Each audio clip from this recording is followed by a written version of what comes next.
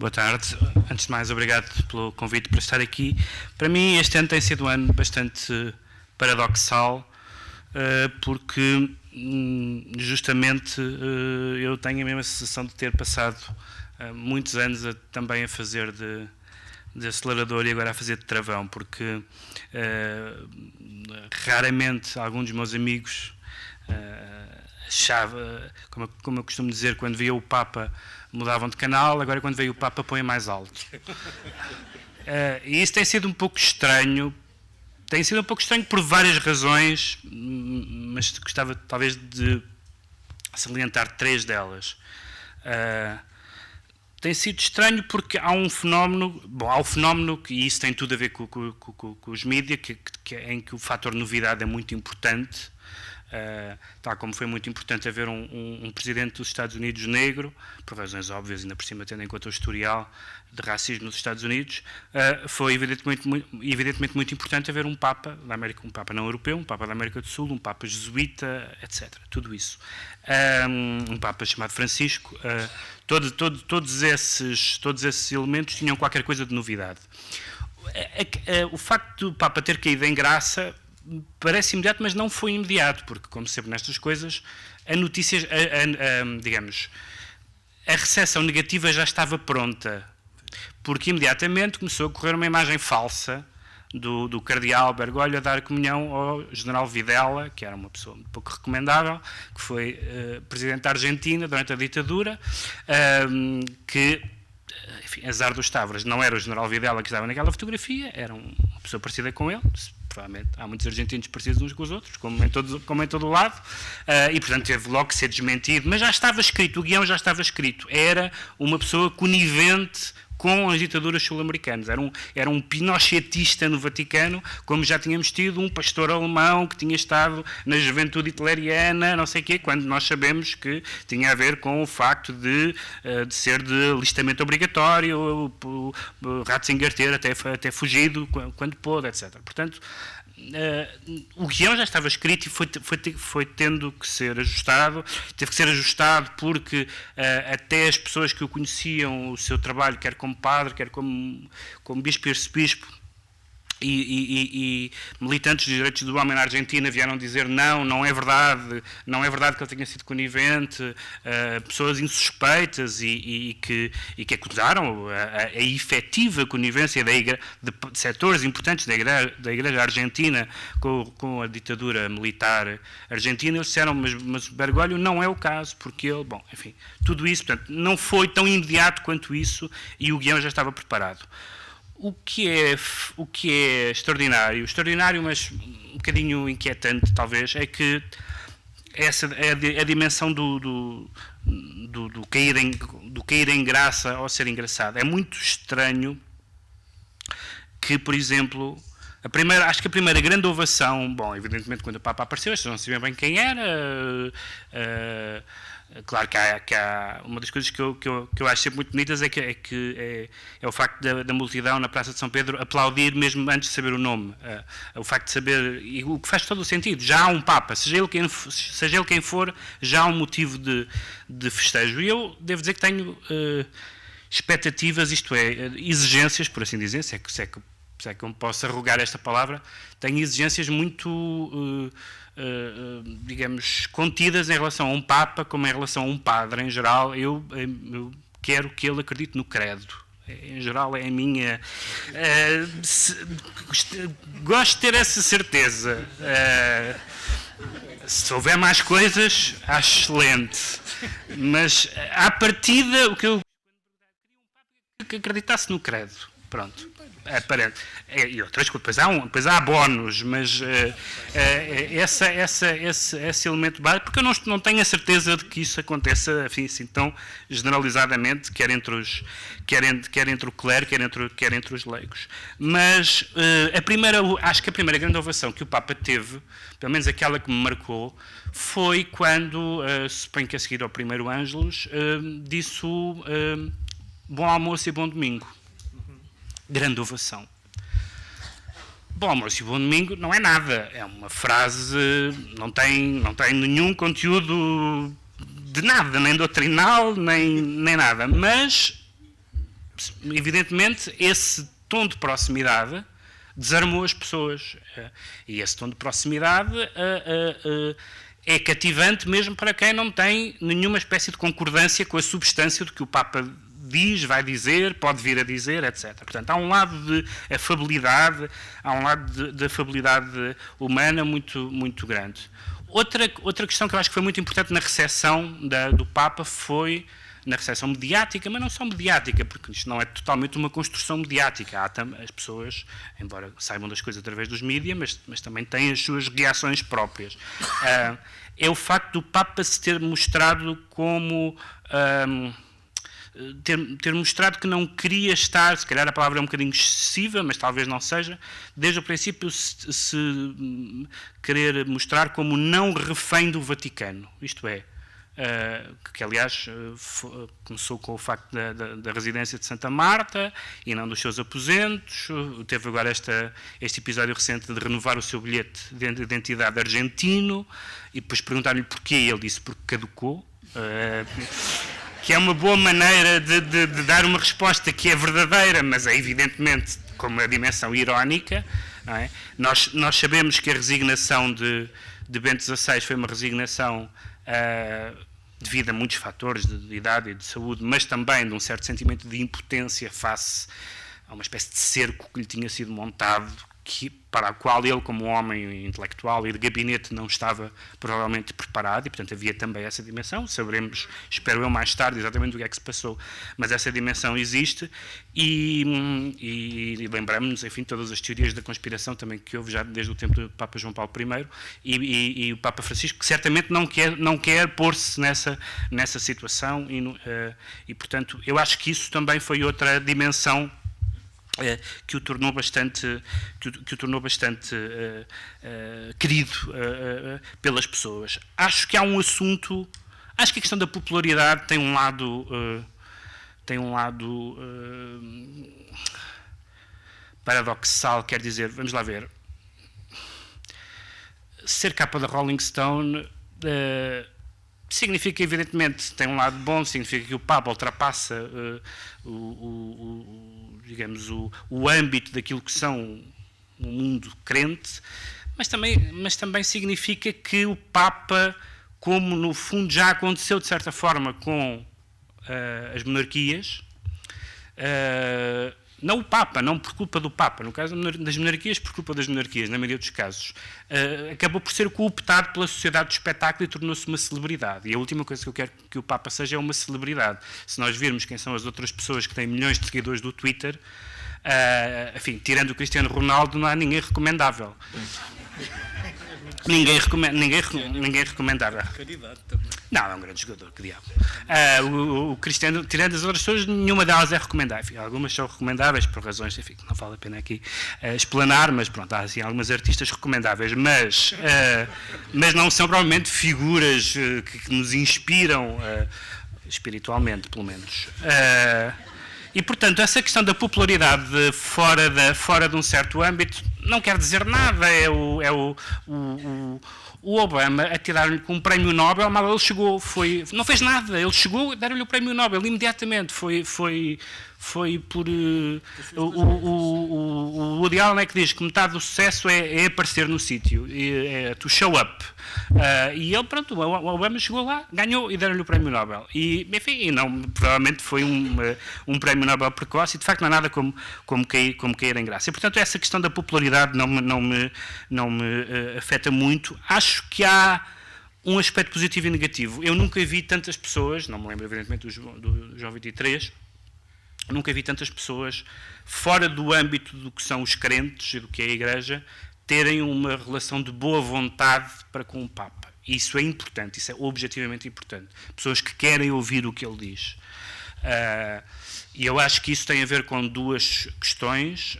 Uma delas tem a ver... Bom, há uma que, como o Henrique disse, eu estou totalmente de acordo, tem a ver com expectativas absolutamente desmesuradas sobre as coisas que o Papa vai dizer ou fazer. São tão desmesuradas ao ponto de causar grande excitação de doutrinas com mais de um século, como o caso da doutrina social da Igreja, em que de repente toda a gente ficou absolutamente maravilhada com o facto da Igreja ser crítica da ganância, do dinheiro, enfim, há grossos volumes que compilam. Eu fui aluno desta casa e estudei a doutrina social da Igreja e de facto tudo isto é sabido e o Papa reiterou aquilo que é conhecido. E mesmo noutras matérias, acho que o Papa tem um passado pastoral, tem um passado de um homem que esteve no terreno, que é muito importante. As pessoas, de facto, o Bento XVI, para além da questão para além de ser alemão, que não é uma nacionalidade muito popular no mundo, e se calhar com alguma razão,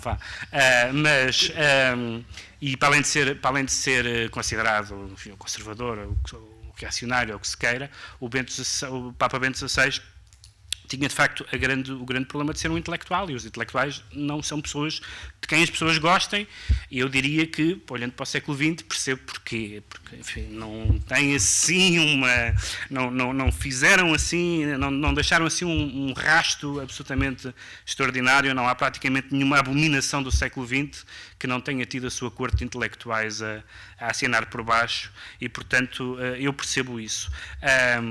Acho que há gestos que são importantes e que são gestos humanos. Aquele gesto dele, do Papa, telefonar a uma mãe que não sabe se vai abortar e que recebe um telefonema do Papa e que não aborta. Que são gestos micro, que são cada um deles importante, não só importante humanamente, como importante para uma certa imagem do Papa, e depois há os gestos macro, e para mim há um gesto que, não sendo novo, acentuou-se muito toda aquela dimensão da globalização da indiferença, etc., mas isso de uma forma ou de outra tinha sido dito pelos outros Papas, a questão da paz de uma forma ou de outra tinha sido dito pelos outros Papas. Para mim, este ano de papado teve um momento chave, que foi o momento em que só o Papa é que podia fazer aquilo de uma forma genuína, não demagógica e interessada, que foi a ida a Lampedusa. Foi para mim, de longe, o aspecto mais marcante deste papado, porque a verdade é que as pessoas, vamos lá ver, para o bem e para o mal, as pessoas, o que lhes interessa na Igreja, podemos lamentar ou achar que isso é normal, não são as grandes questões metafísicas e teológicas, é a relação com a justiça social e com a moral comportamental, etc. É isso que, em geral, bem ou mal, as pessoas pedem. Eu fico um pouco frustrado porque gosto muito, como provavelmente muitos dos presentes, de ler coisas sobre a história da Igreja, de ler livros sobre ensaios sobre a história da Igreja, onde se vê aqueles concílios em que eles discutiam durante, às vezes, anos, discutiam a transubstanciação e o pecado original e a comunhão dos santos. O Pedro Abelardo morreu depois de uma discussão tão violenta, foi um ataque que lhe foi feito que ele morreu. Enfim, e quem sabe a história de Pedro Abelardo sabe que já lhe tinham acontecido algumas coisas más no passado, e ele morreu depois de uma discussão teológica. E hoje em dia a grande discussão, o assunto, se me perguntarem, quando eu digo que eu sou católico, quando digo a alguém que sou católico, nunca, jamais em tempo algum, alguém me falou de qualquer assunto teológico, alguém me falou de qualquer assunto metafísico, alguém me falou de qualquer assunto de fé. Toda a gente me pergunta o que é que eu acho sobre o preservativo. E passámos da comunhão dos santos ao preservativo. É a história da Igreja, enfim, num tweet. É lamentável, mas é isso. Eu acho que este Papa reorientou, tem estado, pelo menos neste ano, que passou, a reorientar o foco da Igreja, e com isto termino, só queria acrescentar uma última nota, na questão da justiça social, que não só é muito importante, como estamos num momento de crise e, portanto, é muito sentido. Isto é, a questão da justiça social não nos aparece como uma questão meramente teórica, mas tem a ver com a vida das pessoas que estão desempregadas, que estão na pobreza, etc. E, portanto, é essa dimensão que existe, como eu disse, que não é nenhuma novidade, mas a forma como ela é acentuada diz muito às pessoas. Eu acho que,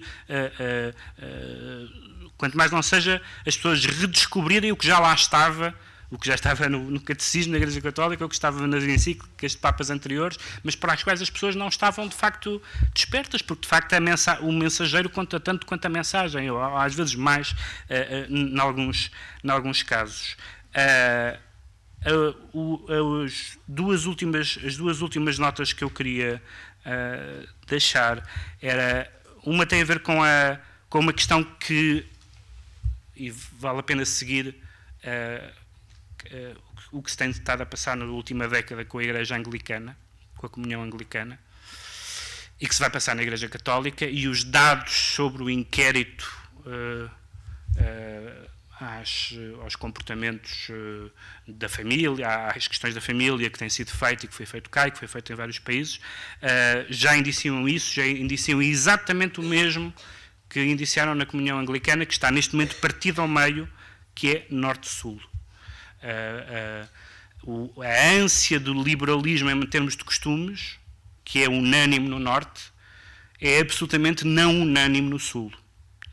E, portanto, se compararmos as respostas que são dadas a esse inquérito, dos números que foram conhecidos entre a Europa e a África, por exemplo, sobre as mais variadas questões, a homossexualidade, então, em África há países onde a recusa é da ordem dos 99%, portanto, há uma espécie de cisma geográfico que já existe na Igreja Anglicana, que está à beira de se partir a meio, e pode vir a acontecer na Igreja Católica, e esse é um problema que eu não sei como é que o Papa vai lidar com ele, porque é difícil. Ele, ainda por cima, é do Sul, mas não parece ser propriamente um progressista, nem um conservador, enfim, ainda bem, porque eu acho que essas duas designações são bastante redutoras.